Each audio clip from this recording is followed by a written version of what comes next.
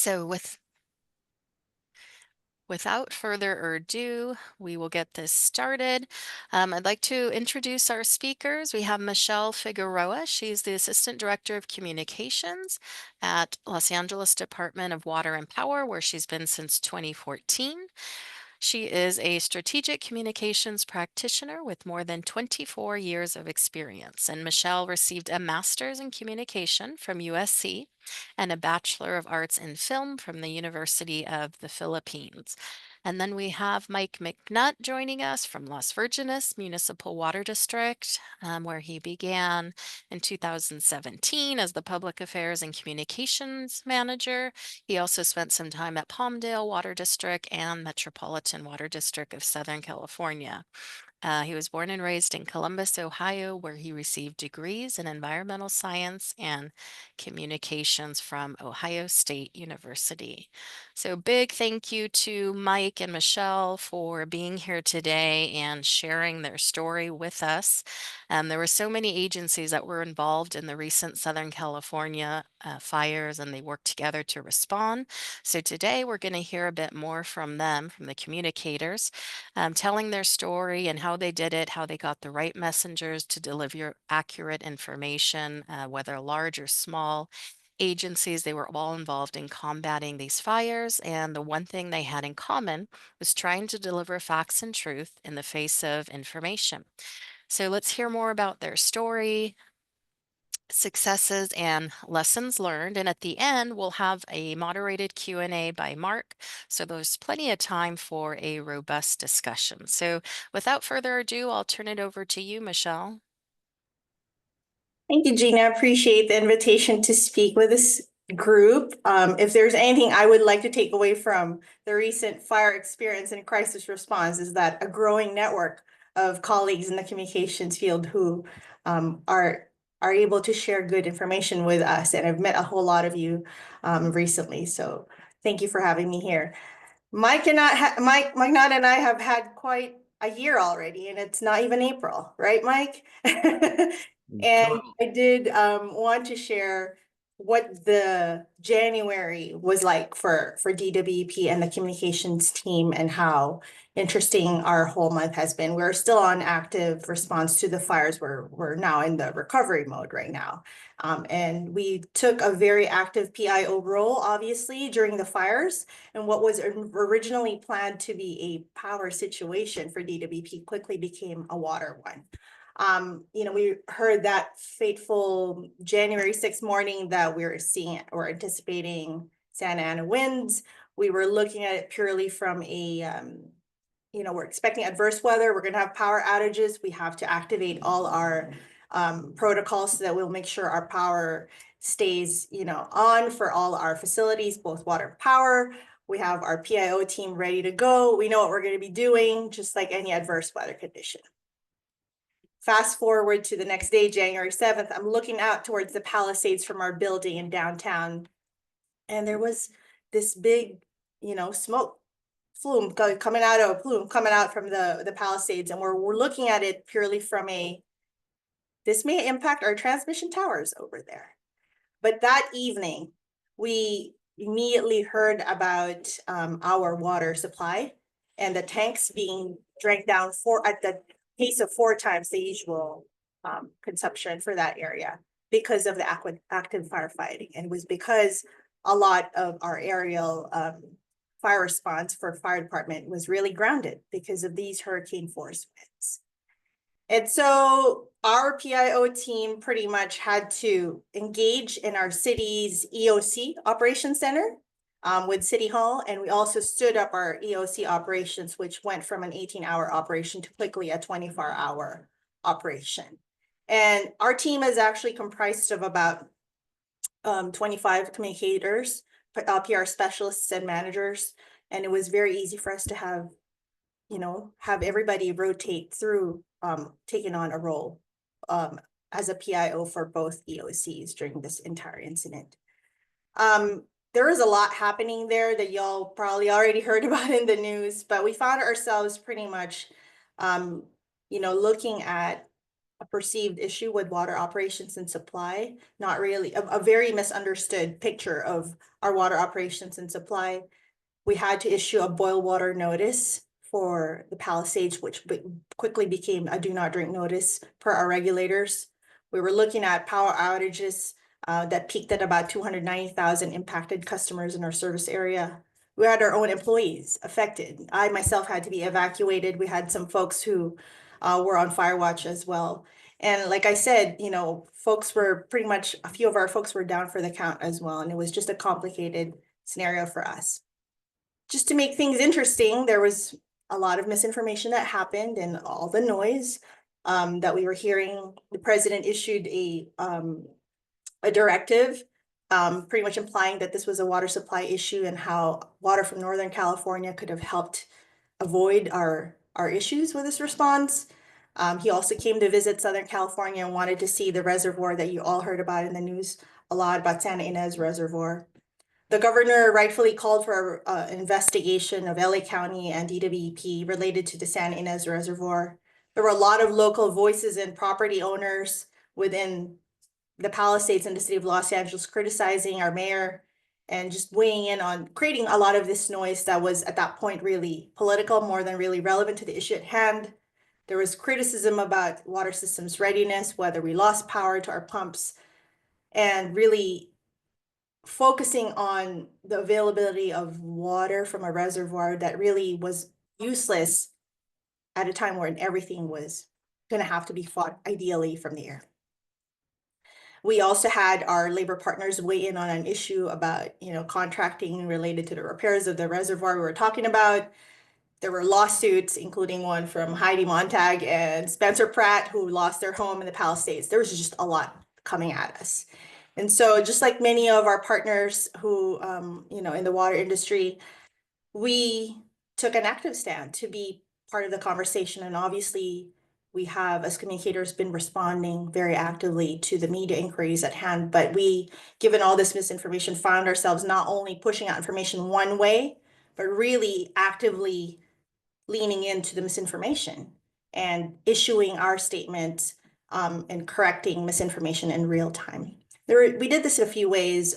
We started with a mother document that we had, which is a correction of misinformation, and we ran with that. We posted it on our newsroom, posted it all over social media, did the whole nine, shared with our employees, and contacted every single community member who was interested in hearing about us and partnering with us before all this, and told them all about what the misinformation is and what our positions were about the fire hydrants not being broken, that there was no power loss to our pump stations, what the relevance and the story behind the San Ynez Reservoir are. And also the fact, and this was very important to our leaders, is our water system and our water system facilities were built to fire code. So maybe it's time for us to start talking about how that could be improved and enhanced as we lean into the realities of climate change and what resilience truly means for us as water utilities. And so there's a few things that we did after issuing our statement. We took our staff and our cameras out to the field, and we wanted to show folks the complexity behind restoring water pressure to the Palisades. We did not have an issue with water supply in the Palisades, but an issue with really restore the water pressure and losing it because of the quick demand. Also, as the fire tore through the Palisades, there were a lot of leaks that was left behind. You've got folks who left their hoses running, obviously, as they protected their homes. Just pipes that burnt, so then the service is just running. And so we wanted to show our customers what it's like for our water distribution crews to go out there and manually turn off 4,200 water service connections up and down the Palisades so that we can restore that water pressure to the tanks that are servicing that area. We actually had great success with that. We utilities don't usually get a lot of eyeballs with this thing, but this one story that we posted about our water crews had about 13,700 views on Instagram alone. And that was very appreciated by our crews as well, because it was kudos to them for the work that they've done and featuring them going door to door here. We also amplified third-party perspectives. There was a CBS News National ran a story, you may have seen it, about why fire hydrants ran dry, or if did they really? And we took that, we shared it on our channels as well, and leaned into that third-party perspective to explain how our urban water systems worked. There was also a CAL FIRE town hall that was used that was broadcast on social media, and that they were explaining the reality around urban water systems responding to fires. And so we also shared that. It had 15,900 views. I don't think it's purely because of DWP, but we certainly wanted to amplify that. Another thing that we took is we actually handled about 240 media inquiries from the time the fire started to about January 24th, which is a lot. And so our team pretty much curated all of this official statements and things that our local firefighters, our fire agencies, state officials were saying. We put it on a simple Word document in a newsletter format, along with all the other stuff that you see on social media that support our message. And we blasted that out to our employees, again, our community partners, the grantees that we work with on the regular, our partners in City Hall, our legislators, all these folks who are really interested in the work that we do, and we ask them directly to help stay informed and stay factual to the issue and be able to share this information as best as they can. In order to avoid misinformation too, there was a lot of stuff that was coming out of speculation. Cameras like to go up to our crews out in the field and ask a water crew what's happening with a power restoration, or power crew asking about the water, situation. And so every third week of the month, our CEO runs a town hall, or an all hands meeting, a town hall meeting for employees. And on this day in January, she purposefully, Janice Quinones purposefully brought our head of the water system, our head of the power system, to stand next to her at a virtual town hall to talk directly to the employees and share the facts about our response, and asked all of them to pretty much, all of us employees, to pretty much be ambassadors of the department and be able to communicate clearly with our customers and their family members, or whoever is interested in the business that we're doing, about what the realities of our fire response is like and what really is happening out in the field. And they also took questions directly from the employees. A lot of them are very well engaged. The feedback from the employees was like, I didn't know this. All I was seeing was what was being said on channel 7 or channel 2. And them hearing it directly from our fearless leader and our executives was really powerful, and things that they took back with them in their home lives to be able to talk about the work that the department is doing. Obviously, we do have our regular board meetings that our CEO and our executives use to speak about our response. We do have the city press conferences that our CEO participated in, as well with the mayor. And in terms of some wins that we had with our media and our outreach, would it be okay if I shared my screen just to show you all what we Absolutely. here? As think it's better to be more visual here. Let's see.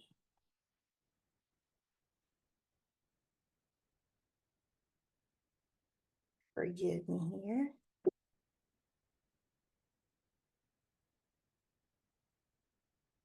So this is an example of one of the LA Times stories that we had. This ran January 9th, just a couple of days after the whole issue, and there was a question about whether the fire hydrants ran dry and what really the firefighters were facing. But I pulled the quote here, and you'll see here that this was quoting our former, just retired general manager and chief engineer, Marty Adams, who is a very well-respected figure in the water world. And Marty pretty much leaned into the fact that, our urban water systems were not really designed to fight this kind of fires. And so that perspective, completely unsolicited, by the way, Marty participated in this discussion, but he gave that perspective on the issue, having been part of DWP as well, but already separated from us. So this is one thing that we consider a positive piece. Janice was also quoted in this article, and they pretty much, separately interviewed, but weighed into the issue very similarly. I want to talk about Evan Lovett. He is one of our biggest wins too during this time. Evan Lovett is an Instagrammer, a podcaster, a blogger, a very well respected figure in Los Angeles. And his brand is really talking a lot about different elements of Los Angeles, what the history of the Dodgers is like, or what's the best pastrami place in LA. And so he has a very good following, he has 289,000 followers here and has posted about 14, nearly 1,500 posts on social media, on Instagram alone. And on our own, we've been watching Evan because we wanted to partner with him. And, it's his bread and butter. So he obviously can work with us on a sponsorship. And we wanted to get his take on this issue and how he can help us get the message out and correct some misinformation. So our media manager, my colleague Ellen Cheng, called Evan, and Evan was not interested in getting paid for anything to do this. He was doing this purely out of his respect and love for Los Angeles. And he wanted to talk about different aspects of the fire response, DWP, the fire department, all these other aspects, and really break through all the noise. And he did this post explaining to people whether the Palisades ran out of water and all the details around it. And he had 10,600 views on this one and a lot of comments and nearly 7,000 shares. One of those was definitely me, shamelessly. Fun fact for all of us water enthusiasts, he is a true water nerd. If you see here, it says, without water, there's no LA. And guess where that aqueduct comes in? Silmar, thank you very much. He is a San Fernando native and a follower of water issues. So we should make him our new best friend. As we work through our restoration of the drinking water in the Pacific Palisades, DWP launched a GIS map that shows where the areas in the Palisades are affected by the do not drink notice. And we were looking at restoration, so we wanted to be able to show this in real time. And CBS did a live episode or bit related to our map and wanted to show how transparent we were about the contaminants in the water we're trying to clear, particularly benzene, and gave us good kudos on how we're being very transparent as much as possible with our work there. This was not pitched. It was a result of them coming to us and asking us for information, and then when we announced this tool, they definitely ran with it. Jason Weiss is also an Instagram figure. He is an educator and I think a fan of the LA River, and he's like following that and is a nature enthusiast in Los Angeles. He called us right after the do not drink notice was lifted and put out this very positive and cheerful piece for us, telling the Palisades that they're restored and that Altadena and Pasadena are working to get, Altadena was working to get theirs restored as well. Pasadena was ahead of us. So we got pretty good views on this 8,100 as well on his page alone, which we amplified on ours as well. And one other thing I did want to point out in the academic side of things, UCLA also came out and talked about, the reality of urban water systems and its ability to fight wildfires by putting out this white paper, if you will.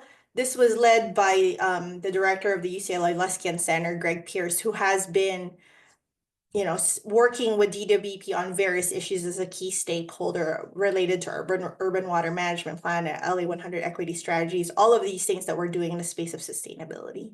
And on their own, UCLA came up with this, which pretty much lends credence to what we've been saying about, our readiness on wildfire response, given what we have as a water system in a very dense city. So we were able to capture different voices here, right? Like fun Instagrammers with good brands. We've got the academic world. We've got the news media interested in the work that we do. And I know that while we are, now in recovery mode, it's not going to stop. And we're probably going to hear some kind of misinformation we're going to have to lean into at some point as well. But from this, we know that our role as communicators just keeps on getting more complicated and more interesting, right? You're getting bombarded with all of this voices from different parts that you have to lean into and really stay on your toes to respond to. Um, so I'm going to end there, Mike, and then pick back up later when we go into Q&A. Thank you, Michelle. Um, so just to kind of before I get going, I just want to say a couple of things. Um, when Gina was suggesting, saying that I, come from Ohio State, I've come from Ohio, and there's no reality that I could have ever imagined that I'd be here today, with all of you talking about, these experiences going through this in, the third largest metropolis in the country. Um, I just want to make sure everyone knows it's an absolute privilege for me to be able to share with you knowledge or my experiences. And I also want to give mad props to you, Michelle. I don't think that there's another person that I know of that could, you and Ellen and your team that could handle the magnitude of what you all went through. I mean, you all handled yourself with such professionalism, agility, dedication, for not just LEDWP but the entire community, and the weight and magnitude of what you all had to go through was just an expert. I feel like that you could go on and share your expertise with all of us, and we would all learn something from it. So I just think it's really important to commend you and everybody that at DWB for everything that you did. So it's just fantastic. So Thank it's an you, Mike. honor to share this with you, to share this meeting with you, Michelle. Um, and a couple of things, I will share my screen as well, just real quick here if I can. Let's see here. Let me get back up here. Let me do this. See if this will work. And is it working maybe? Okay. Yes. All right. Um, so I'm going to try to go quickly here so we can kind of like talk about so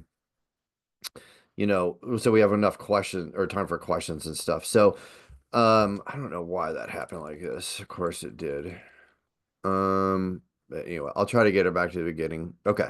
So, our story is definitely different than Michelle's because we did not nearly have the magnitude of impact that the Palisades had and the Eaton in the fire, created out that way as well. We lost 108 homes. Not that's minimizing anything. It's just the magnitude wasn't nearly at that same level. Um, what we did was, of course, we responded by, after the fire came through, going up. And as Michelle had articulated already, a lot of people don't understand when they're in the thick of things that water doesn't stop flowing to burned out structures, and you have to physically and manually go in and turn them off. And so, a kind of, I guess, like a common thread that we were using when we were doing a lot of media interviews was sharing with those journalists, when they were talking about, well, why wasn't there any water? And, or why was this so bad? Or, is it true that the hydrants were dry and stuff like that? It's not as easy just to simply say, yeah, the system was overtaxed. And, it's easy to say that the hydrants were dry or the tanks were dry, but there's obvious reasons for that. And one of them that nobody was talking about is when you're having something like this happen and the flames are just ripping and whipping through, like, an entire region, like it did in the Palisades. A structure can burn down so quickly, and you're going to have the system hemorrhaging water while you're also having these first responders ask the system to provide as much water as it can from one hydrant. You multiply that by hundreds, plus hundreds, if not thousands, of structures hemorrhaging water. Yeah, the system's gonna the system's gonna have a problem functioning. And that's generally kind of what we were trying to share with our journalists and those opportunities that we had. But I can get into that just in a little bit. This is our service area here at Las Virgenes in the blue outline. It's over towards the bottom here. You can see to the bottom, I guess your bottom right, that's the Palisades footprint. You can see it spilled over into our service area. Now we serve Calabasas, Hidden Hills, Agora Hills, and Westlake Village, and unincorporated areas of the Santa Monica Mountains. So the fire came up over, I guess, unincorporated Malibu, let's just say, and that's where it devastated those 108 homes. Very wealthy area. I mean, for the most part, you're going to have both like mountain looks and ocean looks. So, fairly large homes, fairly decent sized properties.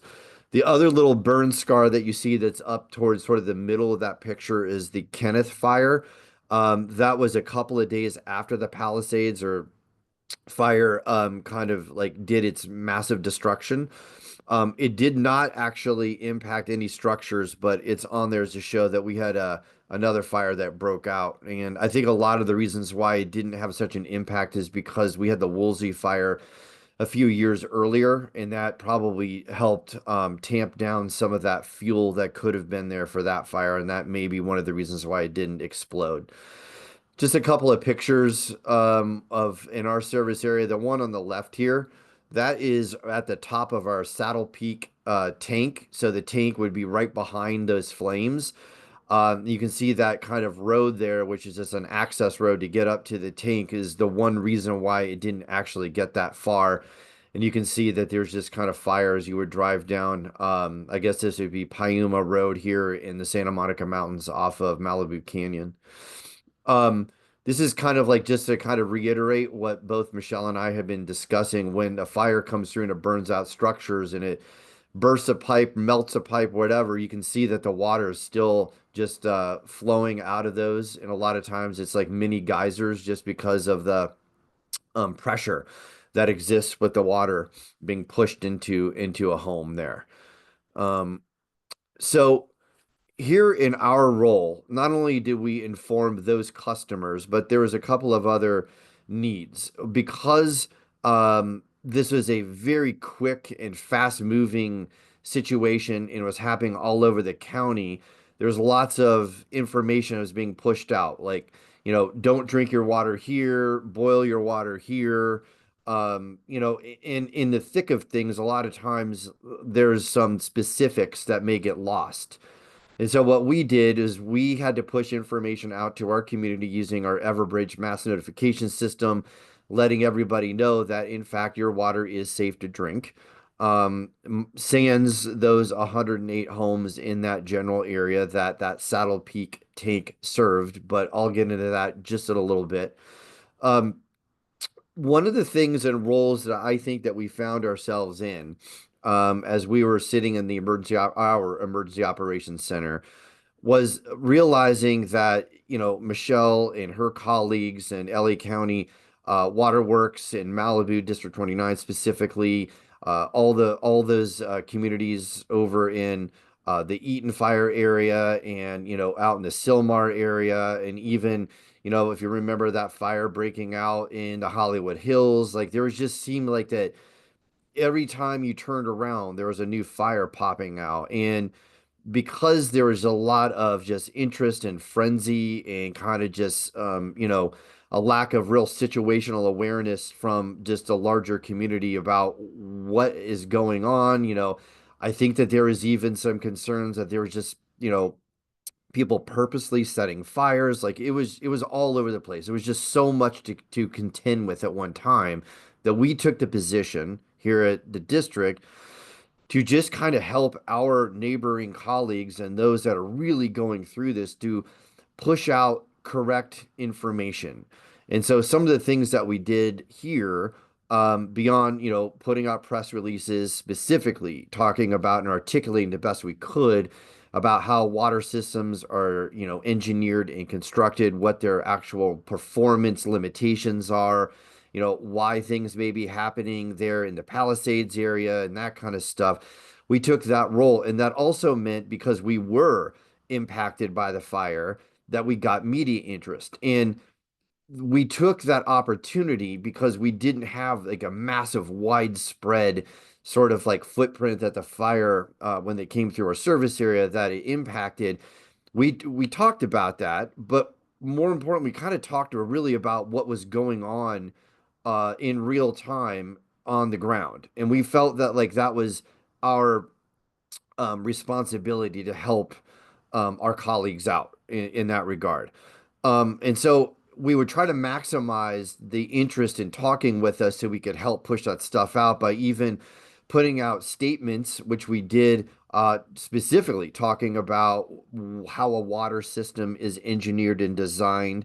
We put stuff out like that. Of course, social media posts the best we could. I was even contacting different journalists to find out if we could have additional conversations with them so we could talk about this. So that was part of our response coming out of this. Now, I do kind of want to talk about this a little bit here, this combating of misinformation. And Michelle brought this up. The president immediately came out after this fire was obviously showing just immense devastation. And you can see like the quote down about beneath there on the Truth Social platform, what he was saying there, right? And so I kind of want to highlight this, and this is something that we probably all are sort of aware of, but it's just maybe stating the obvious. Um, People get their sources of information to back up, in my opinion, their personal biases and preconceived notions. So if I want to go and get information to back up what I already think, I will go seek that out. I will get the reassurance and that external validation that I'm right, and then I'm good. And then I just move on with other stuff. And this is just human nature, but it's just on steroids nowadays, especially when it comes to misinformation in an emergency situation.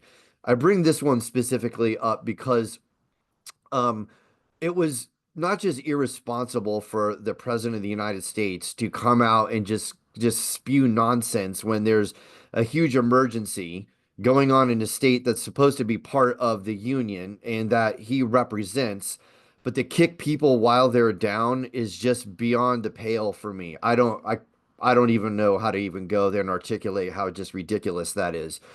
But what was interesting to me was we knew that this was happening. I had given a interview to Cal Matters 2 days maybe before the fire started, or maybe the week before, like on a Friday, whenever Cal Matters pushed this story out. And so the Governor Newsom's press office took my quote that you can see on the right there to combat the disinformation being pushed out by the president of the United States that we're we ran out of water in Southern California, specifically in Los Angeles, for irresponsible mismanagement of the resource. Go and fast forward maybe even a couple of days later on the left-hand side, this screenshot from a Fox News interview with the new EPA administrator, Lee Zeldin, and you can see, I wanted to bring your attention. This is when the president decided to randomly pick a couple of dams in the middle of the state to release water that had literally no infrastructure or natural connection to flow anywhere near Los Angeles. And to just for a photo op, I presume, to kind of show that he's in control on top of stuff. But I wanted to bring this to your attention because look at the word maximizing. Critics slam Trump for maximizing California water supply. All of us on this call, we know water in California because we live and breathe it every single day. We know that water released from there, which I guess is estimated at about 2.2 billion gallons of water, was essentially wasted. And that water should be used during like the summer months when it's absolutely needed to grow the crops that feed the rest of the country. So the word maximizing is is definitely distorted because it wasn't maximizing, it was wasting water. But when you go to get information from a source that backs up information or backs up a bias that you may have, us being kind of like a liberal blue state, This kind of just reinforces this sort of like idea that we are kind of bumbling. We really don't know what we're doing. And this whole thing could have easily been prevented if we just managed it correctly. So I bring this out because I wanted to share this with you specifically because this is a kind of weirdness and oddness and kind of just unfortunate reality that we're in right now. And I just have a feeling this is just going to get worse and worse and worse. The next time that there's going to be a fire, we know it's going to. I have a feeling that this is just going to repeat itself. So, the other thing I just want to bring up too is how social media, the role of social media is specifically where people get their information. So, right here on the right hand side, you can see, look at the headline. LA residents are being told to boil water, quote, until further notice due to the Pacific Palisades and Eaton fires. Just the headline. That's all you need to read, right? So in our day and age, a human being's, I guess, attention span is less than a goldfish, and a goldfish is 9 seconds. I looked to the Google machine, and whatever the Google machine says has got to be true. So I was like, okay, so I ended up getting a text and a phone call from, I guess, somebody who is revered in the community in Calabasas specifically as like a go-to person for information. She was like, I'm getting lots of calls and texts from people who are confused about whether or not they have to boil their water before it's drinkable, before they can use it.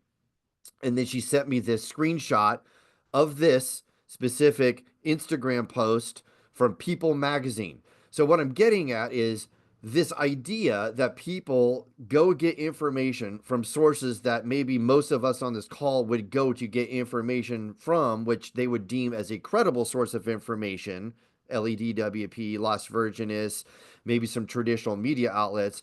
They decided that look at People Magazine, which then they're like, oh, I'm supposed to boil my water. And the reason why I bring this up is most people nowadays are going to read the headline or the subheadline, and that's the extent of it. So the confusion exists where it says it doesn't distinguish people in that area or that have been impacted or by the footprint of the fire. It's just all LA County residents, and that was the assumption. So we as communicators have to understand that we have to really break stuff down into very like digestible information, oftentimes maybe at like a sixth grade reading level. So I just wanted to highlight this as just another kind of misinformation kind of thing.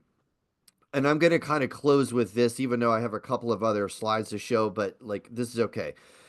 After we had told the entire community that their water is safe to drink, and this is probably 10 days after the fire, maybe even a few more, um, the district had already gone out and we had done water quality testing on the system, in the pipes, in the ground, the infrastructure, in the footprint that impacted us from the Palisades fire. What we did was we did chlorine residual testing and back T testing.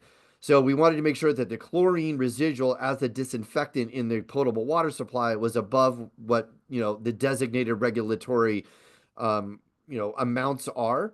But we also wanted to make sure that the bacteria levels that are actually in the system are below what it was supposed to be. We've tested the system in that area multiple times. All good, all good, all good. Out of the clear blue, the state's Division of Drinking Water gave us a holler, and they were like, "Hey, you need to issue a no drink notice." And we're like, "What are you talking about?" And we fought this because, and this is exactly what Michelle said too, the benzene issue. So the benzene issue comes into play when infrastructure is plastic pipes, PVC, which is a very commonly used pipe in any water delivery system anywhere. Same with sanitary sewer systems, right? So if you had a fire that comes through and it burned or superheated the water in those pipes, you're going to have benzene molecules released which are toxic and carcinogenic, if I'm not mistaken, which is why you would have to issue a no drink order and to keep for public health concerns, right? It turns out that we in that area, we do not have PVC pipes. What we have is steel pipes from like the actual delivery pipes, and then copper pipes as the service lines going from our infrastructure into the homes. So we already knew we didn't have any benzene problems. We knew that it wasn't going to be in the system, but we couldn't fight it to the point where they're like, all right, you're good. We had to do it anyway. So what we decided to do was we instead of issuing a blanket to the entire community, a blanket message to the whole community, just to let you know that we have to issue a no drink order based upon these things, but it doesn't impact anyone else except those people in a very specific area. All that would have done was cause mass confusion, probably some panic, and clearly that would have been irresponsible for us. So instead, what we did was we went ahead and went door to door with the no drink notice. For homes that were still there with nobody there, we put them up on the door. We left them there. We also left, bottled waters you can see in the picture here for them. For some people who were still there, we went and actually talked with them, gave them the no drink notice, also left water with them. And for a week to 10 days after this, until the test results came back and showed, in fact, that there was no benzene in the water, which we already knew, we would go up at least every other day, if not every day, starting off and deliver water to those areas to make sure, in fact, that they had water to use and to drink to get them through. So these are all the kind of crazy things that we can come up with that, like Michelle and I think, shared with you that in a crisis situation, you just sort of need to be nimble, and there's really not a way for to be trained on doing this. You can go through trainings, but until the real thing hits, you just have to go, and you just have to rely on instinct and kind of just experience and what you learned, and you just go for it. And so with that, I'll leave it at that. Great. Thank you, Mike and Michelle, very much for that. We're going to go ahead and take some questions in a minute. But first, I just want to acknowledge some of the folks who are participating in today's call. I'm thrilled to see Danielle Francis from Australia on the call, and also Professor Rafael Mohariego, professor from Barcelona. Thank you for being with us today, as well as many utilities from around California. I see WRD, Valley Water, Orange County Water District, and dozens more. And so we thank you for being on today's call. It's so important about how you handle misinformation, especially in the event of fires. I live in Northern California, and we lived through the 2017 and 2019 fires, so I really identify with both Mike and Michelle's descriptions. I'll share with you a couple of key points while you think about questions that you may have for them. One was that we found in our area the best source of information happened to be a very old one, and that was AM radio. We could all listen to this one AM radio station, and they were nonstop, no commercials during the several days of both the 2017 fire and the 2019 fire. The other thing of note was we learned that Santa Rosa's wastewater facility, because so many people had evacuated and everything, they have now instituted a policy of having barracks in places where employees can stay during a fire or a special emergency event. And one other little story I'll share with you is the town of Windsor, where I live. Everybody was gone. They thought the fire was going to burn through the whole town like it did at Paradise and in Pacific Palisades. But at this time, their treatment plant, they had to keep the digesters going. So they bought in truckloads of dog food to put into the digesters so they could maintain those systems while everyone was evacuated. So just a little couple stories from the north here. And again, we certainly empathize with everything you described in the south. And with that, Becca, I'm happy to look for any questions from any one of our participants. If you could help me with that process, that'd be great. Yeah, there's one in the Q&A panel first, so we'll start there, and then we can ask other people to raise their hands and I'll unmute them, or they can do it in the Q&A panel too. So Okay. it says, Yeah, I'll go ahead. You do you want to want, read that? sure. I saw the most negative commentary about the LA fires on TikTok, specifically by Gen Z and millennials. Do you think TikTok spreads more misinformation than Instagram or Facebook? Mike or Michelle, go ahead, Michelle. Mike, first of all, I think you're still sharing your screen. I wanted to, I don't know, my personal TikTok consumption is limited to dogs and cats, so. But also for us in the city of Los Angeles, it's very hard to engage in TikTok because we are on a TikTok ban within Los Angeles in our city. So we're not there, but we're definitely leaning into Reels. Um, and for us as an agency, we're fairly conservative in terms of, adopting these emerging practices in comms that and our 20-year-old PR specialists are all definitely challenging us to do differently. There's definitely a lot of misinformation there.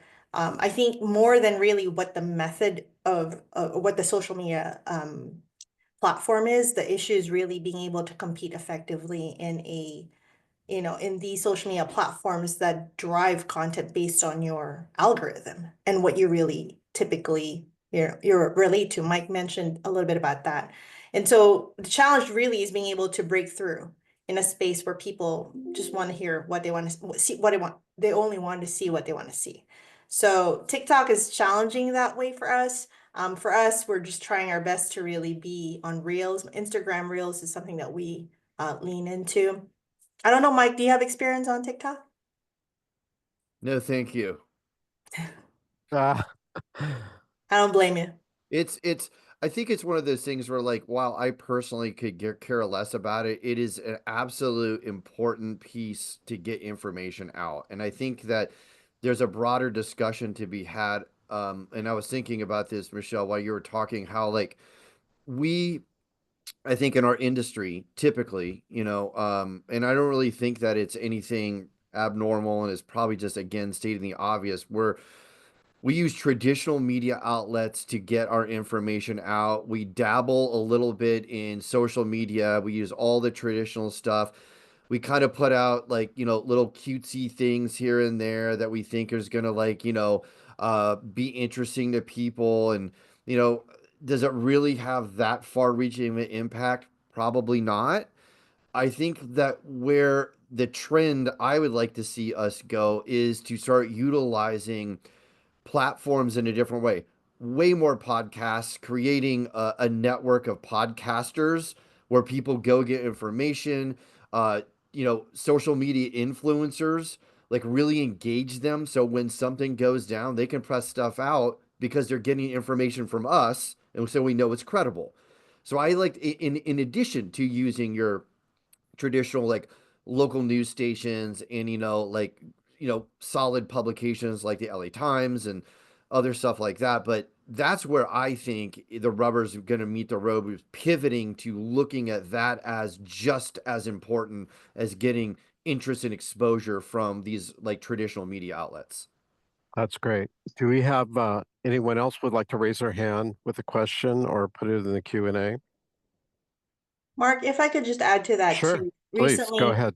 I was in a federal sponsored webinar, actually, much like this, talking about the Pew Research Center's um, study related to social media consumption by different age groups. And YouTube is still the top platform for both millennials and Gen Zs, believe it or not. Instagram's a close second for for our Gen Zs. So that was an interesting thing. Not that it means it's gospel for everybody, but a good guideline for which spaces we really need to be into, because we can't feasibly be on all of them. Yeah, that's great. Thank you, Michelle. Becca, you have a question? Yeah, and Michelle kind of went there a little bit. That's where I was going was, how do you guys know where your customers are getting their information? Do you do a survey every so often? Like, I think that's something I struggle with, especially because our age gaps in our customers are from, millennials all the way to boomers. And so they all are getting information different ways. And so I was just wondering, how you guys figure that out. Mike or Michelle want to address that? I can just kind of, I'll chime in real quick. I don't think that we have done a survey to our service area about where people get information. I think that there's nothing wrong with doing that whatsoever. It's probably what we should be doing. But then again, it's also like, a surveys is only good as like, who answers it. I will say that, and I think it may be different from a lot of areas, but I also think that there's a changing demographic that like maybe somebody from my era and maybe a little bit older, they're still in this mindset of like, I got to see something in the paper or at least online from the source that like I deem is credible, even though that I just talked about bias, like that kind of stuff. I personally am not going to, especially in crisis situations, someplace on my phone from a social media influencer or something, and being like, whatever they say is what I'm going to take to the bank, so to speak. So I guess to answer your question, I don't know the answer to that, but I kind of feel that we're in a transition phase still, kind of thing. And I think that all possible outlets that we can push information out to is exactly what we should be doing. And I do think that we need to take much more initiative, put energy into creating relationships with those mini journalists, which I contend would be anybody with a cell phone, especially those who are on social media who have a following. That's kind of like who we need to start bringing into the fold. We don't run surveys specifically on social media consumption either at DWP, but for issues like this, for crisis calls where it's relevant to everybody, right? We do push very broadly. There have been instances where we did, for especially the do not drink notice, it had to be targeted, right? We do it for other programs when we're targeting or we're launching customer programs that are specific to communities, whether it's disadvantaged communities or a specific area that has a gap in participation for our programs, we're able to target that way. But for things like fires and crises, we're just hitting very broadly for That, that's great. By the way, we have a comment from Danielle in Australia. She's has some connection issues, but she wanted to just comment that she thanks Mike and Dave Pedersen from Las Virgenes, who gave a briefing to the combined chairs and MDs of Australia, New Zealand water utilities, and they were all blown away. And so she just wanted to share her thanks for that, and also to Michelle for her comments. And I had a quick question.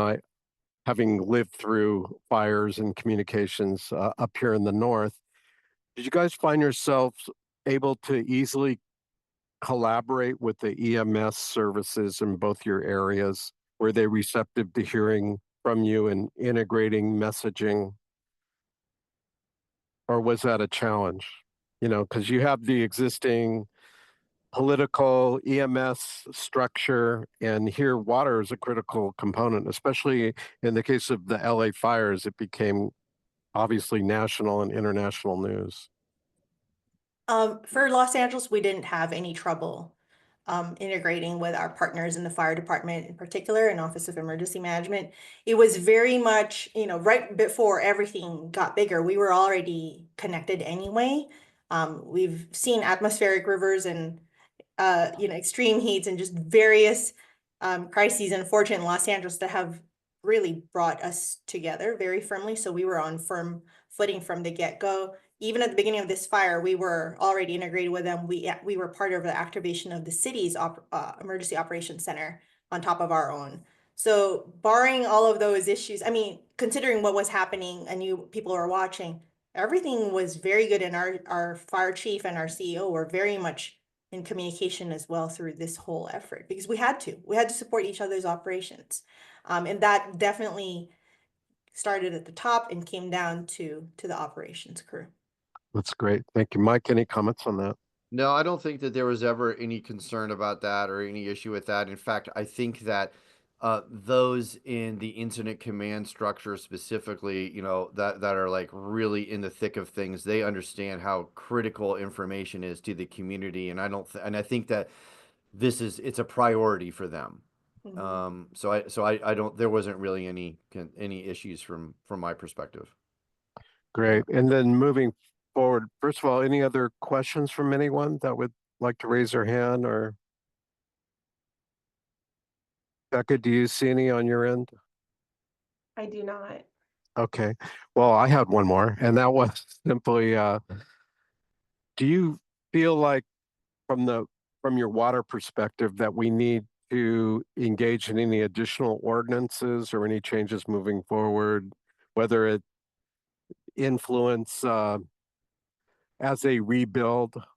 Should there be new ordinances that help address water for the future in these kind of situations? Any thoughts on that, or have you seen any activity along those lines? I'll give it a shot. And this is really what I am obviously tracking with our CEO and our head of our water system. Right off the bat, and I will share the link to our statement related to the fires. But we were very clear from the get-go that our water systems and our facilities have been built to code from the very beginning. In fact, it exceeded the code for the Palisades. And so when we're talking about tank size and, pump structures and backup power for those. And so we said at the very beginning, maybe it's time for us to really talk about resiliency in a different light. Because, we've talked about resiliency at DWP by putting out earthquake resistant ductile iron pipes in our system so that we're earthquake resistant, right? We're able to put processes in place in our different facilities to be able to respond and be able to come put the system back up very quickly in case of a crisis or a natural disaster. Fires, wildfires in particular, the magnitude that we saw was pretty new for our system. And so what is it that we need to do for our systems to be able to make them more resilient and really look at resiliency from the space of, extreme weather patterns? And so, both on the water power sides of our operations, our CEO is really, pushing us to be able to think differently about these things and see what kind of legislation could be implemented. The water system also connected with our partners in the Water Research Foundation to leverage lessons learned on this, because you've all seen it too. Other places have seen it too. So there's definitely an opportunity to learn. We don't know everything. And I'll tell you from my perspective, I leaned on our partners in Pasadena who had a do not drink notice as well. We had to ask them what worked well for them and their comms for our operation. So it's a matter of learning from each other. We don't know everything, and we're happy to talk here, but I'm also happy to listen. No, that's great. And that's one of the reasons why we thought this would be such a great topic for this group, for a communications collaborative group. And Mike, do you have any comments on that before we move along here? Maybe one just last comment. I'm not sure about ordinances, per se, but there's a couple of things that come to mind. When we look at like kind of the future moving forward and kind of like think about lessons learned, it's not lost on me the importance of having interconnections between neighboring water agencies. So the physical water molecules can be shared, especially during emergencies like this, between agencies. So, we have a connection to Cayugas Municipal Water District, intertie connection. It would be great for us to have one here, with uh, LA County Waterworks District 29 down in Malibu.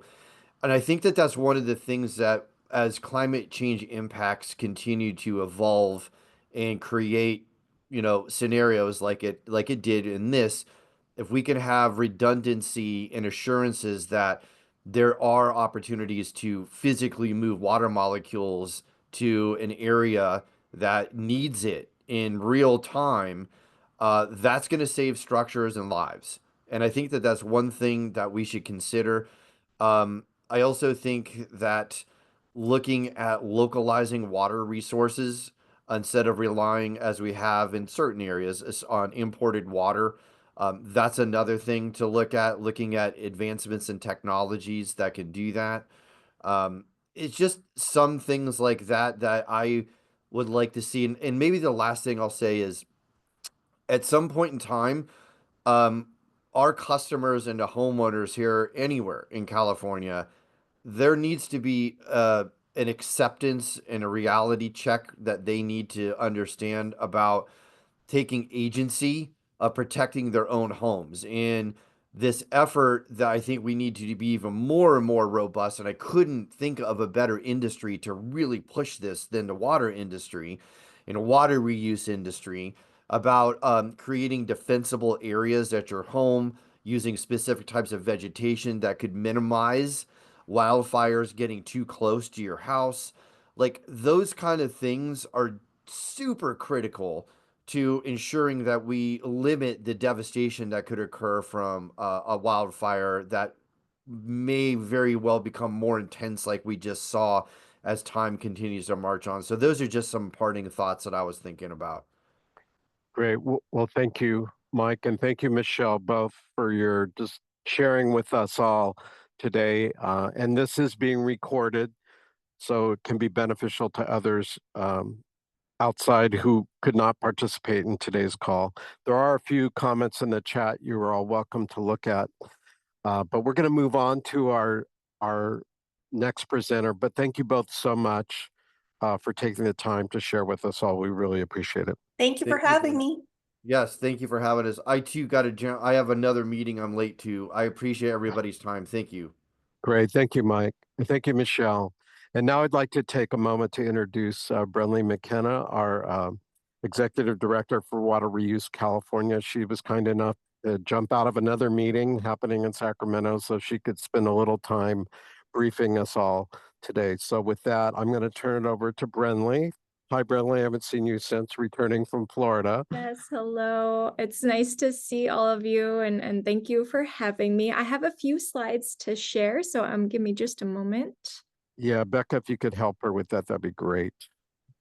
She should have access. Yes, I believe I do. I can see them. Okay, excellent, excellent. Well, thank you. I have just a few updates for you. So I will start here. This is our organizational summary for 2024. And I put this together just to capture some of the high level highlights. This, of course, is not all of our accomplishments, but I think this slide captures a lot of the accomplishments of our organization from last year. So you'll see Prop 4 funding, our general fund funding came in at just under $460 million. And the adoption of the direct potable reuse regulations was definitely a highlight for our community. And really, I just wanted to show this to kind of give you a snapshot of our level of engagement and the depth and breadth of what we have accomplished. And we are continuing to focus on member engagement with committees like this, and of course, our 7 chapters across the state. Hopefully you'll start to see some small modifications here and there. We are taking a fresh look at our newsletters. We have a decent open rate, but we'd like to see that increase as well. And we are going to be increasing our communications online on LinkedIn as well too. So I have more exciting updates to share, but that will be in the next few weeks. So this is a little premature, but this is a sneak peek that we're going to be taking a fresh look at how we're engaging with our community, with our members, and with our partners and stakeholders on platforms, especially like LinkedIn and others. And I do want to mention our strategic planning. We did finalize the development of our plan, and our board of trustees just adopted our plan actually last month. So this is a really exciting place for us to be as an organization. And I have a few slides that I wanted to just highlight, and I will plan to send you all the strategic plan following this meeting. And my hope is that you all see yourselves in this plan because it really was member driven. We elicited a lot of feedback from a member survey, from in-person meetings that we hosted at our conference last year. We had working groups that were comprised of our members, partners, and of course, our steering committee, which was comprised of our board members. And we were very fortunate to have the level of dedication from everyone who met weekly for a couple of months to really help steer and develop this plan.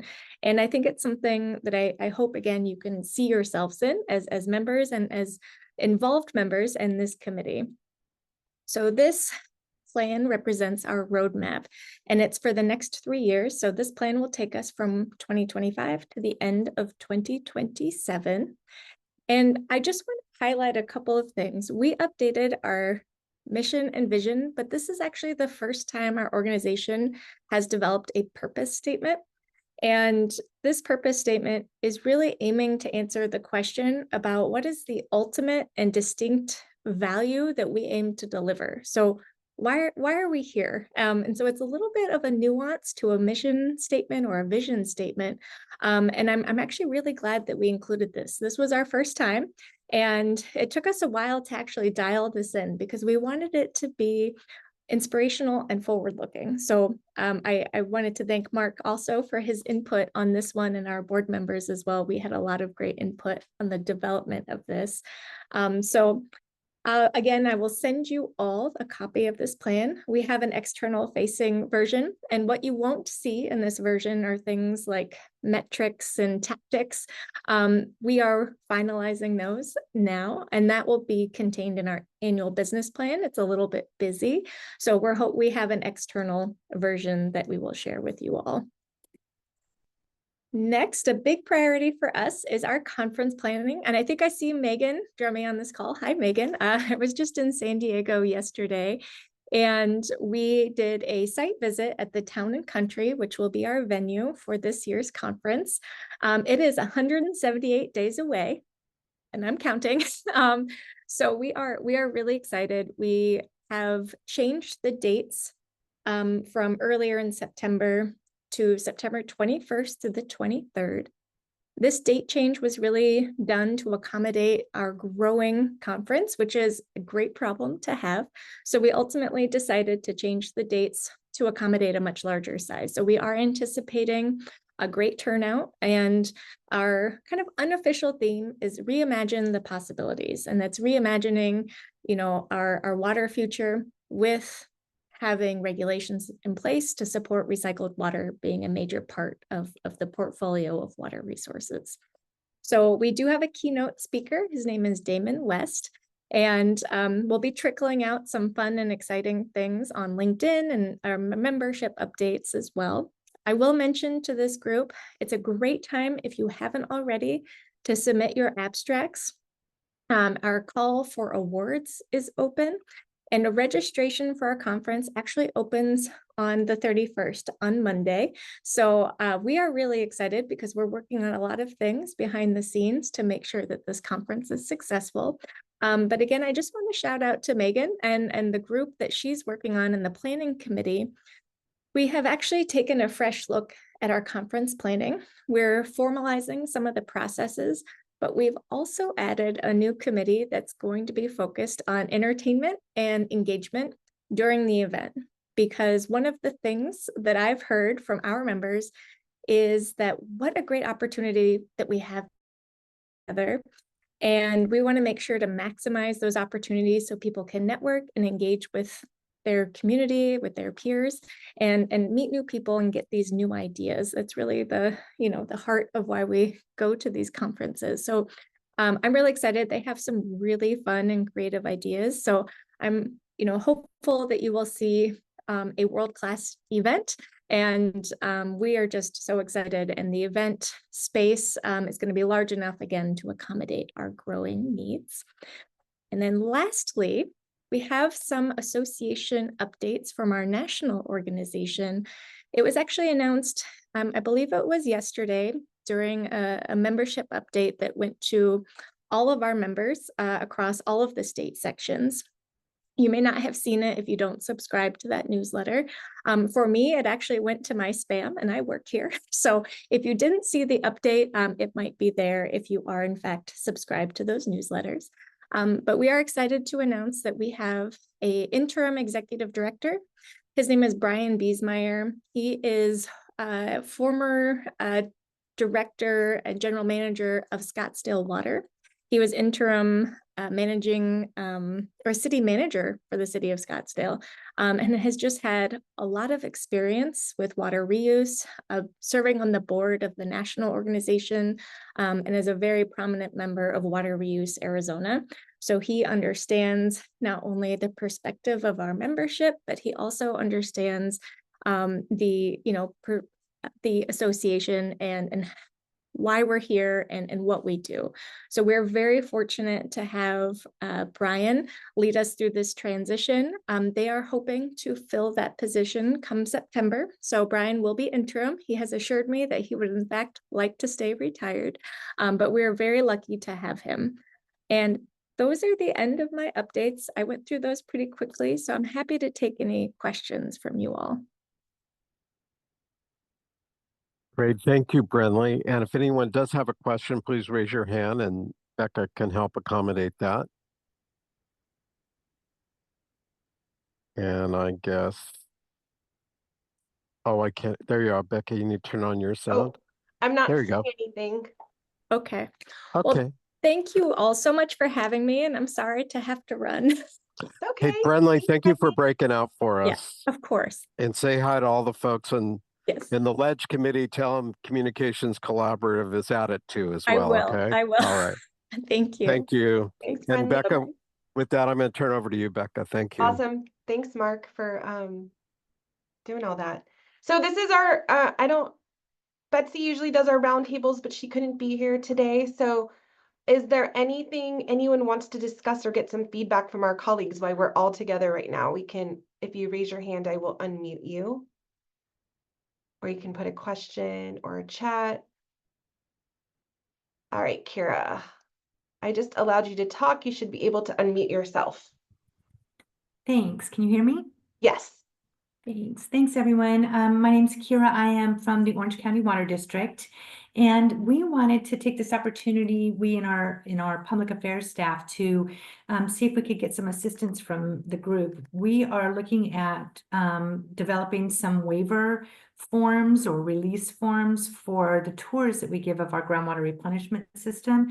We don't currently do that, and it's being recommended that we do. And so we were hoping that maybe we could get some samples from other folks who currently have waivers or do that kind of thing. And if that would be a possibility, that you could just email them to me and let us kind of cut and paste and review.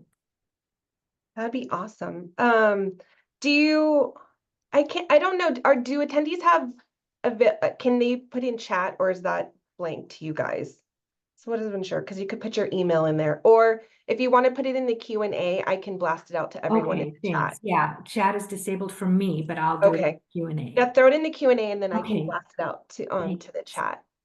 The- And I'm happy to share ours. I have one that we use. Oh, great. Thank you so much.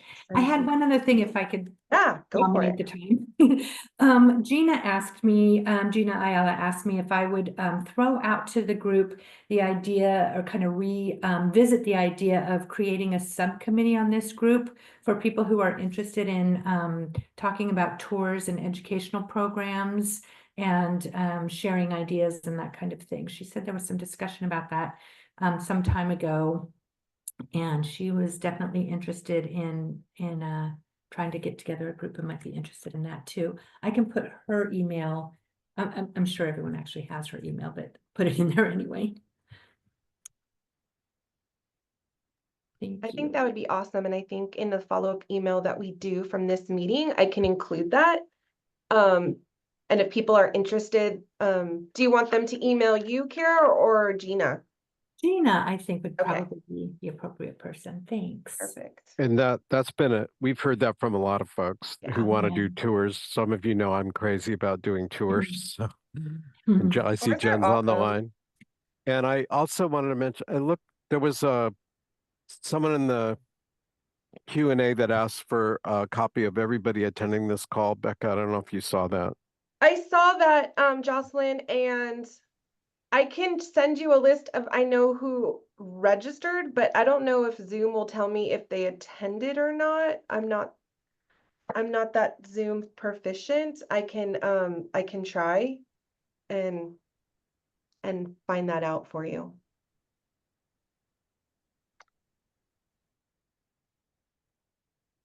Here comes Kira's email and chat to everybody. Awesome. Anyone else? Otherwise, Jen can do a little media overview, and then we could end a little early. My mic is not working. Can you hear me? I can hear you. Oh, good. Okay. I think it just came on. Great. So I just wanted to follow up with Kira. Were you able to get our waiver form from ARC's I field was. trip program? Thank you. I Yeah. was. Okay, good. Yes, Okay, thank good. you so much. I really appreciate it. No problem. Yeah, just wanted to follow up there. And then yes, I think there would be interest for the tour group committee for WRD to be a part of that as well. Right. So thank you.